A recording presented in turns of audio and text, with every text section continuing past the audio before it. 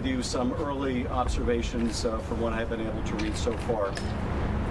First, as we reported some time ago, and as the intelligence community disclosed as well, there was an extensive campaign by the Russians to interfere in our elections in 2016. That interference took many forms, but most significantly, it took the form of an effort through social media to divide the country, to push out favorite narratives, to assist the Trump campaign on social media through a massive effort led by the Internet Research Agency out of St. Petersburg. It also embarked on an effort to hack and dump emails from the Democratic campaign of Hillary Clinton, from her campaign manager John Podesta, and other efforts through their hacking and dumping operation to influence the outcome in the election. These efforts, similar to the social media campaign, were designed to help one party, Donald Trump, and hurt another, Hillary Clinton. There were also efforts through any number of meetings between Russians and Trump campaign people to exert influence, a covert influence operation mounted by the Russians that continued during the campaign as well as after the campaign.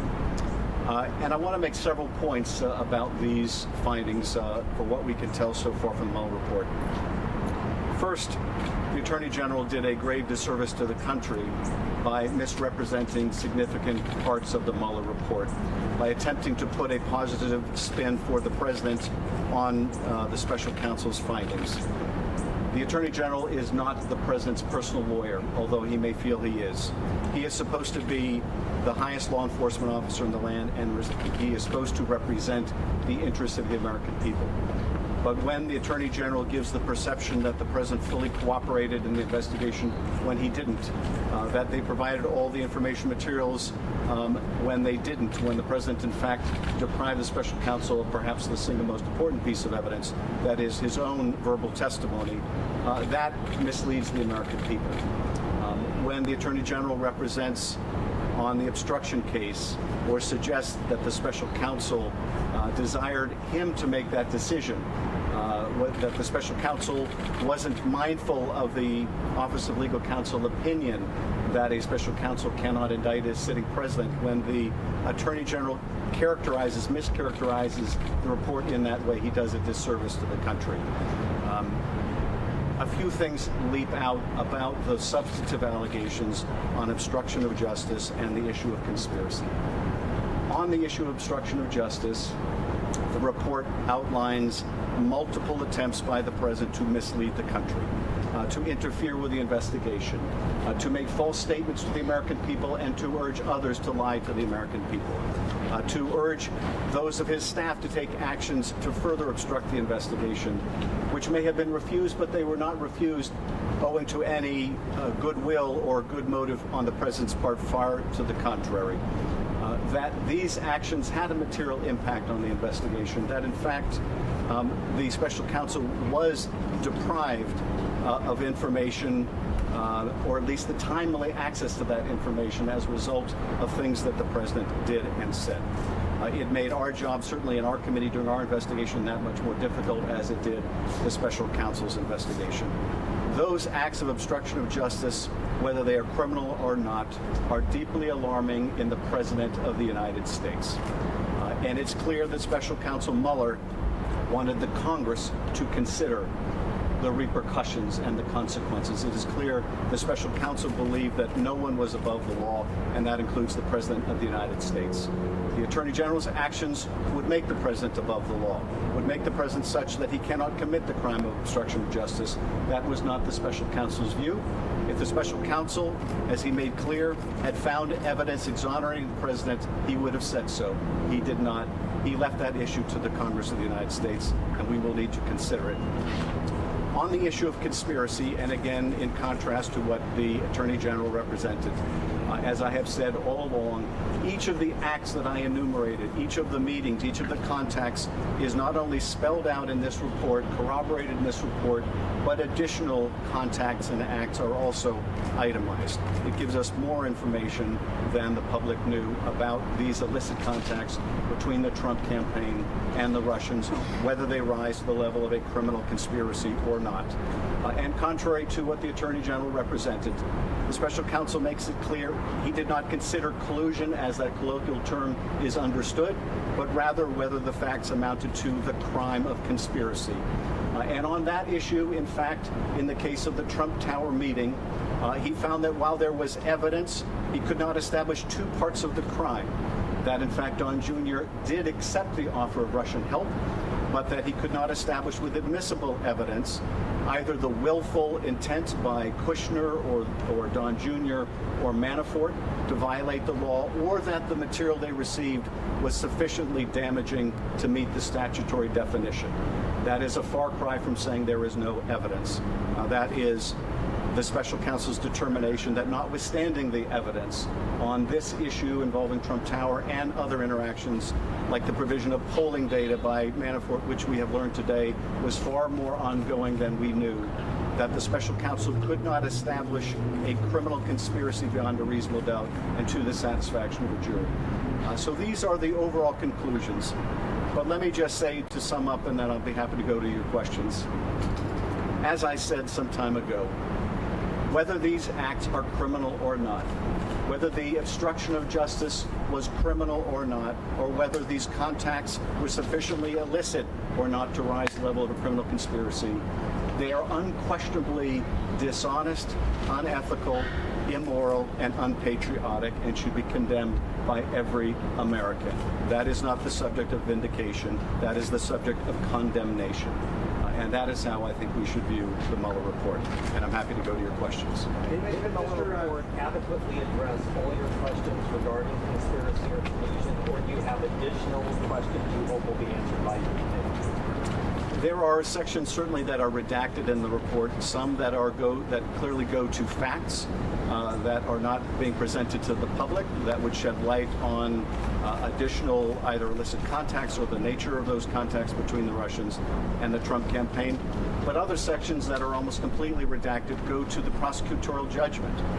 And that is when the special counsel looked at the evidence of conspiracy on these particular incidents, and in particular vis-a-vis WikiLeaks and the disclosure of that information, the contacts between the Trump campaign and WikiLeaks. The sections on the exercise of that prosecutorial judgment, why the special counsel concluded what the counsel did, have been largely redacted. And we need to know that information. So we will be seeking the complete and unredacted report, again, so that we can do our proper oversight. One other matter that is very important to point out, and that is that, as the special counsel makes clear in the report, the counterintelligence findings are not completely included in this report. That in fact there were FBI agents embedded in the special counsel's team who were looking at the issue of compromise or counterintelligence, and that some of that information is not included. Others, of course, it may be included but redacted. Our committee, the Intelligence Committee, has requested that Mueller come and testify. We want to understand exactly what was found in terms of any counterintelligence efforts, any efforts by the Russians to make use of U.S. persons, particularly those affiliated with the Trump campaign, as witting or unwitting agents of the Russian government. Chairman, the president tweeted out "game over." Is it game over? And has your opinion about articles changed at all as a result of what you read today? Well, it's certainly not game over in the sense that there's a lot more that we need to know that's redacted in this report. And again, this report only goes to what is criminal or not criminal. Other actions that may have compromised the president or others around him may or may not be even included in the report.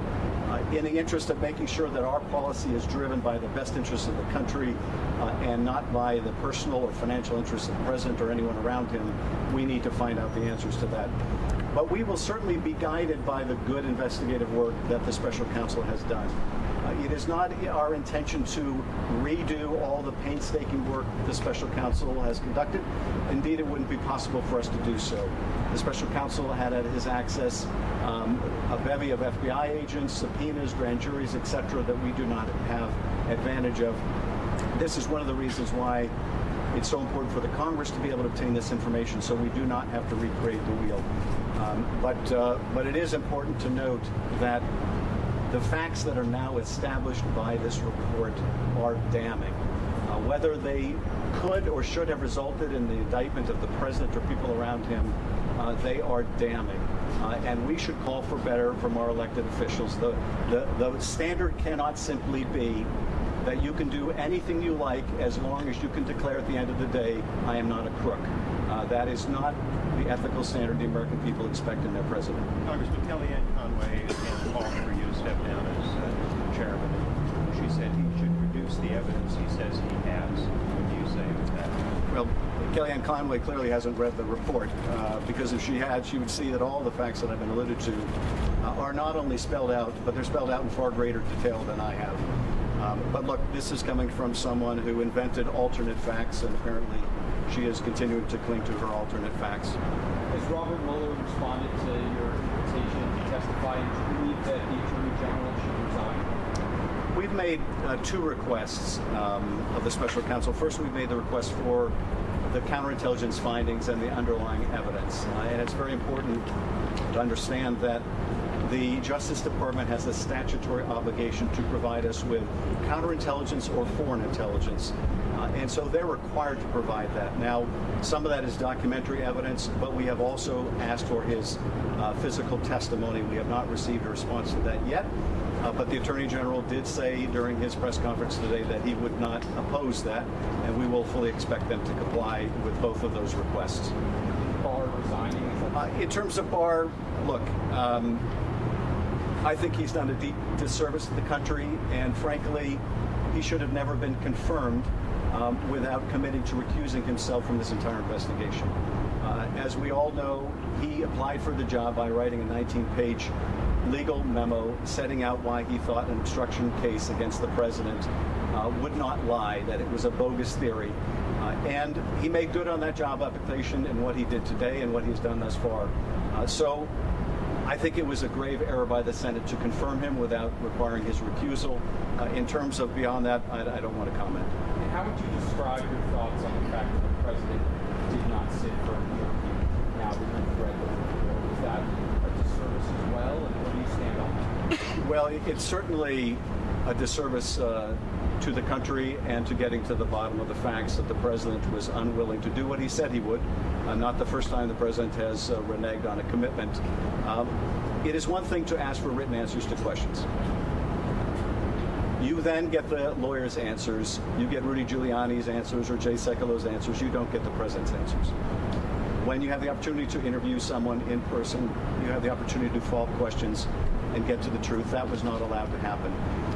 As I suspected, and I said while this was going on, I thought it was a mistake not to subpoena the president. But as I expected, the special counsel did set out his considerations, and I think foremost among them was the president would fight it, he would have to litigate it, and that would lengthen his investigation. But I think it means the American people were deprived of important information. Congressman, forgive me, I got here a little bit late. If you've already asked this question, I understand. But if not, does what you saw today in this report rise to the level where impeachment should be considered? We need to look at the full report. Certainly what Bob Mueller has revealed on the obstruction of justice issue is the most concerning, because that, of course, involves the president's own conduct, his own falsehoods to the American people, his efforts to get other people to tell lies, his effort to deter people from cooperating with the investigation, his effort to reward those who stuck to the party line, all of which, of course, Bill Barr conveniently ignored in his press conference today. All of that is damning conduct by the President of the United States. And I think we need some time to let this sink in and understand the full repercussions for the country of having a president who lies to the country, who misleads the country, who urges others to do so, and frequently on a daily basis, but most significantly when it concerns an investigation into Russian interference in our election. This was an attack on American sovereignty. This was an attack on American democracy, and that a president would not only not cooperate with it, but would tell repeated falsehoods, and would not sit down and allow the special counsel to ask questions, would in Helsinki take the Vladimir Putin's word over his own intelligence agencies. All of that needs to be considered by the Congress and the country in terms of what it means about the President of the United States. Thank you. Adam, can I ask you a quick question? Adam, can I ask you a quick question? I'm so sorry. Thank you.